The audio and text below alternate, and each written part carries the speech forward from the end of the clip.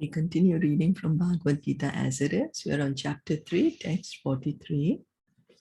Evam buddhehe param buddhva samstabhyatmanam atmana jahi shatru mahabaho kama rupam durasadam. Translation and purport by His Divine Grace A.C. Bhaktivedanta Swami Srila Prabhupada. Thus, knowing oneself to be transcendental to the material senses, mind and intelligence, O mighty armed Arjuna, one should steady the mind by deliberate spiritual intelligence, Krishna consciousness, and thus, by spiritual strength, conquer this insatiable enemy known as lust. This third chapter of Bhagavad Gita is conclusively directive to Krishna consciousness by knowing oneself as the eternal servitor of the Supreme Personality of Godhead without considering impersonal voidness the ultimate end. So it's bringing us in the third chapter, Krishna is directly telling us, become Krishna conscious. Become Krishna conscious. He's saying, we are transcendental to the material senses. We are not the senses. We are not our eyes. We say my eyes, my nose, and we say my mind, my intelligence. So who is that? My. If we are saying my means I am possessing these things. So who is that possessor? That is the soul. And that soul is transcendental, not material. And so then what is Krishna advising? Okay, you are the soul, you're spiritual.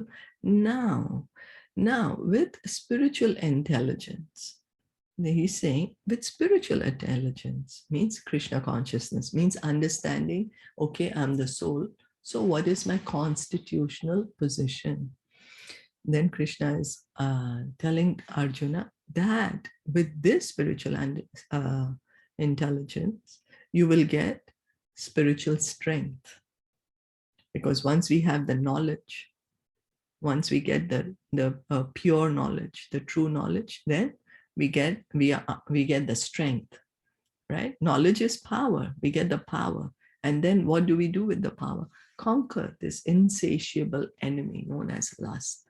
Insatiable. Lust can never be satisfied. We have been trying to satisfy our lust here in the material world in millions and millions of forms. You know, there's 8,400,000 species of life. We have been through all that. And in each form, what are we trying to do? We are trying to enjoy our body, enjoy our senses, enjoy through the body. But this lust never goes away. It's burning. It's burning. It's like when we add fuel to a fire. There is a fire and we add fuel. The fire is not going to die down. It will burn more and more. So Krishna is saying, become Krishna conscious. Become Krishna conscious. Engage your senses, mind, and intelligence in my service. This is what he's saying. He's bringing us right to the top of the ladder. Immediately, he's bringing us top of the ladder. So, in the material existence of life, one is certainly influenced by propensities for lust and desire for dominating the resources of material nature. So whatever we see, we say that it's for my enjoyment. It belongs to me. We don't realize that, oh, we didn't create this earth, water, air, fire. We didn't create anything. It was already there before we came. And it will still be there after we leave this body. But under this desire, the influence of the desire to enjoy so much, we think, oh, whatever I'm seeing, it belongs to me. So desire for overlording and for sense gratification is the greatest enemy of the conditioned soul. But by the strength of Krishna consciousness, one can control the material senses, the mind, and the intelligence.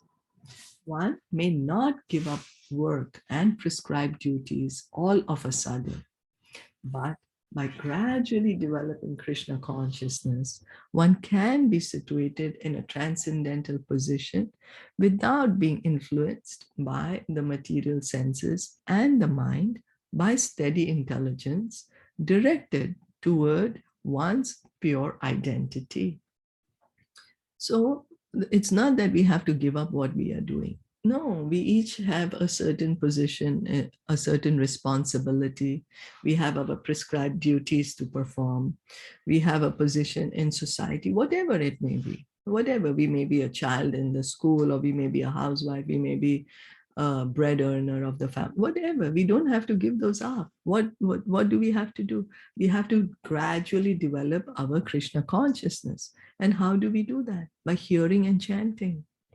The more we hear and chant, we are developing our Krishna consciousness. And then what happens? We will come to the transcendental position. Liberation can be situated in transcendental position without being influenced by material mind and senses, material senses and the mind. So this is liberation. Transcendental position means being liberated of the body, of the mind and the senses, by steady intelligence directed towards one's pure identity. You know, our pure identity. We are not the body, we are the soul. And to be situated on the platform of the soul, we just have to hear and chant. The more we hear and chant, we will come to the realization of the soul. We will be situated in our pure identity of the soul. Thus, this is the sum total of this chapter. In the immature stage of material existence, philosophical speculations and artificial attempts to control the senses by the so-called practice of yogic postures can never help a man towards spiritual life. He must be trained in Krishna consciousness by higher intelligence. Thus, end the Bhaktivedanta purport to the third chapter of the Srimad Bhagavad Gita in the matter of karma yoga, or the discharge of one's prescribed duty in Krishna consciousness. So Krishna is saying that to Arjuna and to us, that don't give up your work, just hear and chant, relate your activities to me.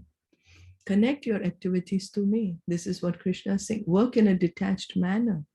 Offer the results to me. Work, whatever work we are doing. It could be anything, or whatever position that we are in. If we can say that I'm doing this, I need to do this to the best of my ability for the pleasure of Krishna. We could be a housewife, we could be a businessman, we could be a student, we could be working in a employee somewhere, or a doctor or a lawyer, a policeman. Let me do my duty to the best of my ability for the pleasure of Krishna. That is karma yoga. That is karma, because the ability is given by Krishna, the intelligence is given by Krishna, the resources are given by Krishna. And then how can I relate my activities to Krishna? How can I offer the result of my activities to Krishna? How can I please Krishna by my activities? And then so we need to gradually develop this Krishna consciousness. And all this begins by hearing and chanting. Chant the Hare Krishna mantra and continue hearing from Bhagavatam, Bhagavad Gita. This is how we purify our intelligence, higher intelligence. How do we get this higher intelligence? By hearing from the Bhakti Shastras, Bhagavad Gita, Srimad Bhagavatam. By hearing from the Vedic literature, we get this higher intelligence, spiritual intelligence. Is that okay? Yes. So this is like how we can connect Krishna by karma yoga, and what actually is karma yoga. Yes, yes. This is what Krishna wants us to do. This is what he's telling in Bhagavad Gita to Arjun, because Arjun said, I will not fight. I will go away to the forest. But Krishna told him, no, you fight. You need to fight. Otherwise, you'll become a nuisance to society. Your nature will make you do to fight. So similarly, we might get frustrated or fed up in the course of our life's journey. And we might say, okay, I'm not going to do anything. But no, Krishna says, don't just give up your position immediately. Same, Lord Chaitanya came to say the same thing. Wherever you are, whoever you are, You continue doing it. Just hear and chant. Hear and chant. By that, what happens is gradually, our higher intelligence will be developed. Our spiritual intelligence will be developed. Gradually, we will become more and more Krishna conscious. And then that's the reason. Towards the end, Arjuna, then Krishna says, surrender unto me.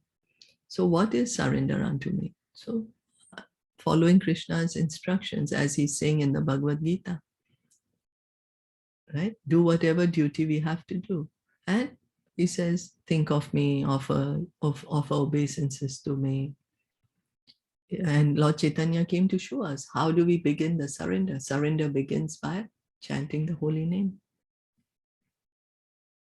So this Karma Yoga, Krishna does not want us to, just become irrational, take irrational decisions. No, he's saying you continue doing, but you hear and chant. And connect your activities to me, offer the results to me. Thank you. Thank you so much.